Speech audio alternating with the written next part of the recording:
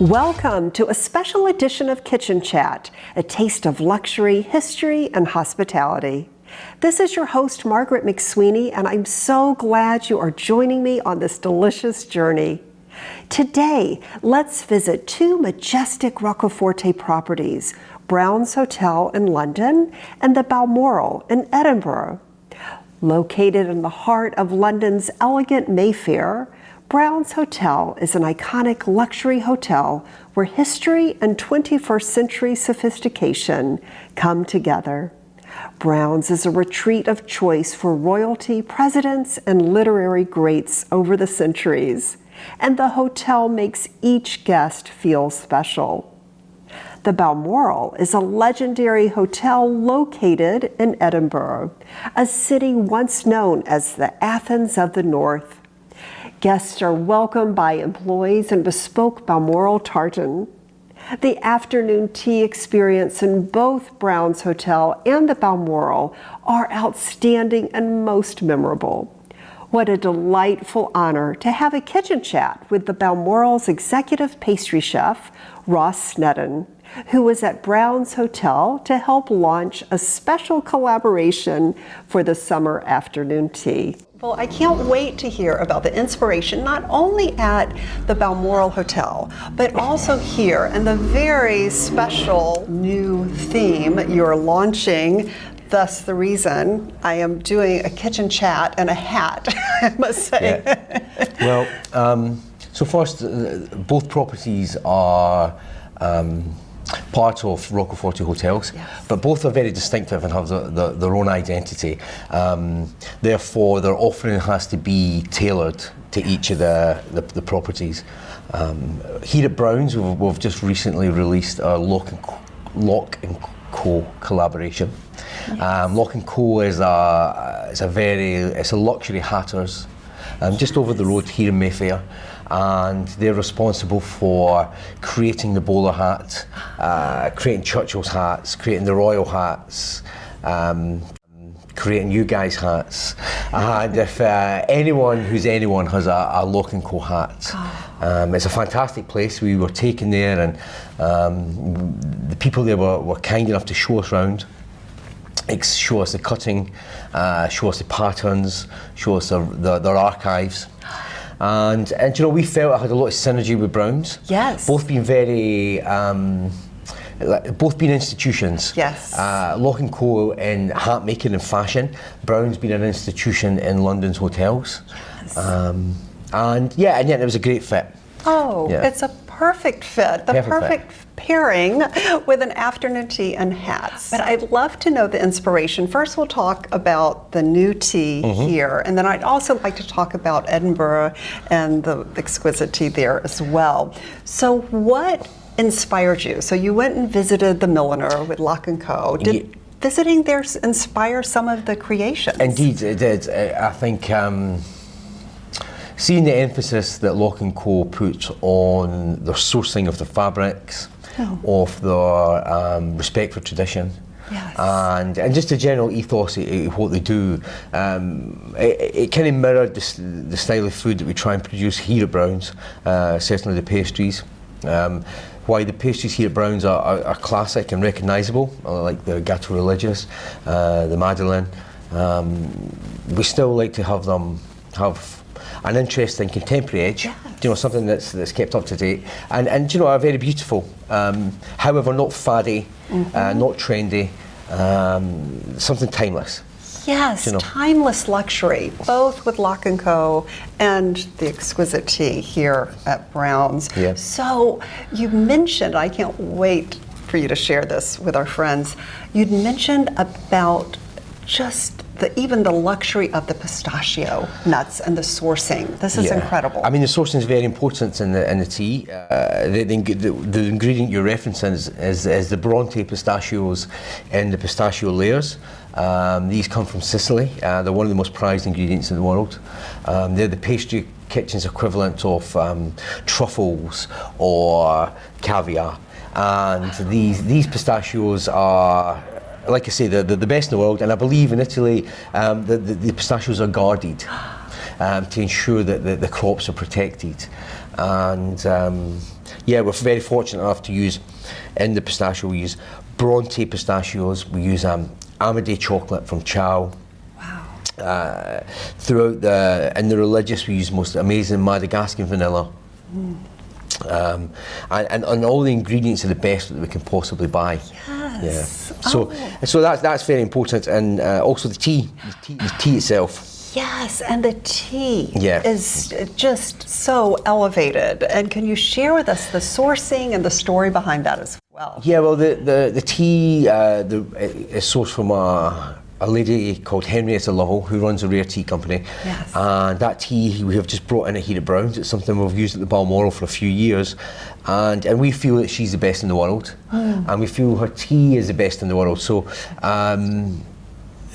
we've got a very well curated list. It's balanced. Yes. And we try and capture all different styles. We have a few interesting ones.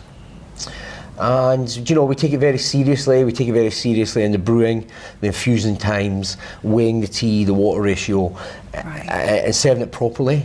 Because it is the backbone of an afternoon tea. You know, and so we're very proud of that. You know, and we're very proud to work with them. I think we'll have some events planned with them this year, and sort of running with them to celebrate their anniversary. Also use rare tea at the Balmoral. We do. As well. We use rare tea there, and with the Balmoral pastries, we try and actually use the tea in a different way. We use it not only to serve to drink, however, we use it through the pastries, and we do that to provide a back note and a depth of flavour into some of the cakes. So our raspberry tart that's flavoured with lychees and rose has rose tea infused in the cream. Our choux pastry just now is celebrating Scottish strawberries. Some of the best things, the Persia ones, some of the best in the world, but they're paired with a ceremonial grade matcha that comes from the tea, for the rare tea lady.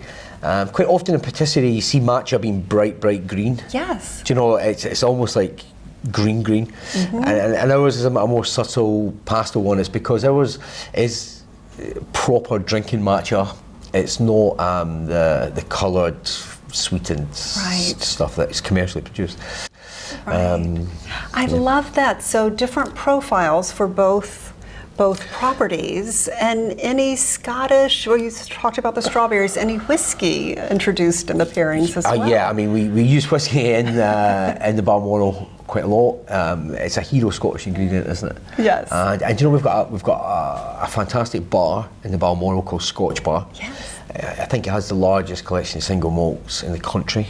I believe that's still that once was the claim. I believe it's still true.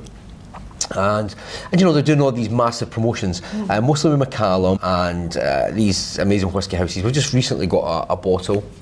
I think we were the first hotel to secure one. Wow. I think it's like £100,000 bottle that we've just sold, I believe. And that's the type of level they operate at. We have whisky ambassadors in there, and these guys are. Cameron is our lead one, and these guys really know their stuff. Yes. So if you come to Scotland and whisky's your thing, that's the place to go. Oh, and you know, we put it in ice cream, and we pair it with chocolate, and we use it. We use it as much as we can in the pastry. I noticed the amenity checking in is the Balmoral whiskey fudge. We make fudge, chocolate fudge, yes. Amazing. That was such a welcoming treat to Scotland. Yeah, and fudge is a confection from the UK. Yes. And it sits nicely in a room without deteriorating. And and enhancing it with whiskey is like it's a real treat. It just gives you a nice little sweet treat in the afternoon, just to pick you up. Absolutely. That and afternoon tea, of course. And I want to go back to these exquisite pastries here at Brown's Hotel. Tell us more. There was this beautiful, was it the raspberry one? The macaron. The macaron. Tell us about the inspiration for that. Do you know that pastry is it's a French style macaron. And we use, in that we actually do use Scottish raspberries. The raspberries there come from Blairgowrie in Fife, and we pair that with a cream scented with English roses. and it's a good Scottish English Yes. pairing, just like the Balmoral and Browns. And the macaron sandwich, the fruit, it's quite heavy in fruit. That's important for us, so it doesn't become cloying or sweet. Right. And the raspberries sort of provide a pleasing foil against the sweet macarons. Yes. And we serve it with a beautiful little rose petal. And it's just a delicious little cake. And it reminded me of the little fascinator, the little rose-colored fascinator by the pianist. Well, there's one there made of chocolate as well. So there's two hats there, and one of them is made of chocolate, and one of them is the real hat. Really? Yeah, and we quite often ask people to see if they can tell which one's which. So we took it as a bit of a challenge that when Lock & Co put up the display in the drawing room, they provided us one of these hats, and I looked at that hat instantly. I thought that looks like a cake, and I thought we can make that out of chocolate. And the pastry team here, led by our pastry chef Nelson, who's a That'll be in the blooper. yeah, you need to keep that one. I know. You need to keep that. Yes. Is this right? Okay. Yeah. Our pastry team here, led by our pastry chef Nelson, went to work, and his number 2, Serena, made the rose, which you'll see on top here, and they crafted this beautiful hat, and then they put it up there, and quite often they'll ask people to, just as a like carol, they'll ask people, can you tell which one's which? Oh. And they've done such a good job on it, quite often the people pick the wrong one. That is fantastic. And I think everyone's going to start wearing hats again to tea. I think they should. With the Lock & Co. as well, a great celebration. And some celebrations too, as well, at Balmoral. Once again, they're both Rocaforte properties with distinct flavors, personalities, and experiences, but all about luxury. And I loved meeting Omar, of course. He's so welcoming, the manager there. And it is truly a ceremony of tea that you provide. Can you share with us about that? Yeah, Omar he takes his service like very serious. The way they pour the tea is almost like ceremonial. With a high pour and stuff like that, and it looks great. And people are in it, and people love it. People love to see it. Omar's Indian, and there's obviously a very strong tea culture in India. It's something he's very passionate about. It's something he's very knowledgeable about, actually. And he quite often creates tea blends, different ones. He often makes us chai, which is fantastic. And he often makes up little mixes to give away as part of his afternoon tea. He's a real tea aficionado, and recently he's actually started making bubble teas. Yes, really, even bringing a modern twist to afternoon tea. That's brilliant. Yeah, bubble tea is something I had never really tried, and it's not something I'd ever really sort of tried it once or twice. But then Omar brought his ones, and they really were brilliant.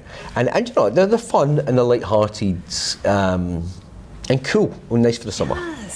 Oh, that's fascinating. So once again, a unique luxury experience at afternoon tea at both Brown's Hotel and at the Balmoral in Edinburgh. So about luxury, because here at Kitchen Chat, we're talking about a taste of luxury, history, and hospitality, and you truly do define hospitality. At the properties for the luxury experience, what can guests expect when they walk into a Rocaforte? Well, what we try to do is be intuitive about the guest needs, and we try and ensure that the experience is considered, so that you're not left wanting, and you don't actually have to ask in the first place.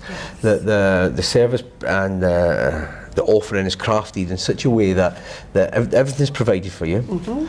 And that you have a great experience, and you leave, and we hope you leave with that we hope to exceed your expectations. Yes. Oh, always, yes. And the great thing about Rocaforte hotels is the settings are beautiful. The locations are always, the Balmoral is about as central as you can find in Edinburgh. In fact, it is number 1 Princess Street, and in Albemarle Street here in Mayfair, you really can't get any more in the the centre, and right across Europe actually. The locations like that, and a lot of the hotels, the Rome hotels are right next to the Spanish Steps. Wow. The Belgian hotels next to the Grand Place, and you know, they have that great sort of. Yes. Yeah, they have those great locations. So that in itself brings a convenience, which is very luxurious, isn't it? Absolutely. What a great, and I can personally attest to the fact that both experiences are magnificent, thanks to you. A little bit about the history as well. Let's start with Balmoral. That's been around how long? Do you know, the Balmoral recently celebrated its 120th anniversary. Wow. I believe that was 2 years ago. It really is the Grand Army Hotels in Edinburgh and Scotland, but it's a type of place that has attracted the great and the good for years, and obviously we don't speak about the guests and who they are, but do you know, anyone who comes to Edinburgh in regards to the Scottish Parliament or the Edinburgh Festival, whether it be the Fringe Festival, the Comedy Festival, they come for the book festivals, they come for the generally stay at the Balmoral. And you know, these kind of iconic hotels attract these type of people. Absolutely. And likewise, Brown's has got a very prestigious history in that sense. Again, the Bell made the first phone call from this hotel here. Amazing. Kipling, we have a Kipling suite. Kipling came here to write. Do you know, Brown's has a very rich history. I believe Brown's to be one of the oldest hotels in the city. But I think we thought we were the oldest hotel for a long time. But maybe I think that's something else that came to light. Brown's was originally two separate hotels, Brown's and St George's Hotel. Wow. And that's why when you go round the building, since it's two hotels merged into one, some of the floors are uneven, and there is motifs of St George and the Dragon, and I believe there's a mosaic and a sign and stuff at the doors that represent both the histories. And I believe one of them was on Albemarle Street and another one was on Dover Street. Fascinating. And then they sort of came together. So how old is... I believe Brown's is 192 years old. And it was built by Mr. Brown, who was a former servant of Lord Byron. Lord Byron died childless, and I believe he left some of his fortune to Mr. Brown and his wife, and they started Brown's Hotel. Amazing. Well, his fortune is our good fortune to be able to be here. Yeah. So thank you so much. Many thanks to my dear friend May Wong and her sweet dogs George and Lulu. You can follow them on their travels on Instagram at Miss Darcy's Adventures. And a heartfelt huge thank you to Chef Ross Sneddon for the kitchen chat and the exquisite afternoon tea at Brown's Hotel and at the Balmoral. Follow him on Instagram at RossSneddon1. And thank you, dear foodie friends, for joining me on this special Kitchen Chat series, A Taste of Luxury, History, and Hospitality. It is such a joy to travel and taste the world together. Please visit RoccoForteHotels.com for more information and follow them on Instagram at RoccoForte Hotels, where you will find inspiration for your next destination. I love that Rocco Forte Hotels is a family-owned business. Sir Rocco Forte himself strongly believes that the most important aspect of luxury is providing personalized service to each guest. Both Brown's Hotel and the Balmoral provide personalized service and bespoke experiences, but above all, they welcome you to the Forte family. Please continue to follow me on Instagram at Kitchen Chat, and always remember to take a moment and savor the day.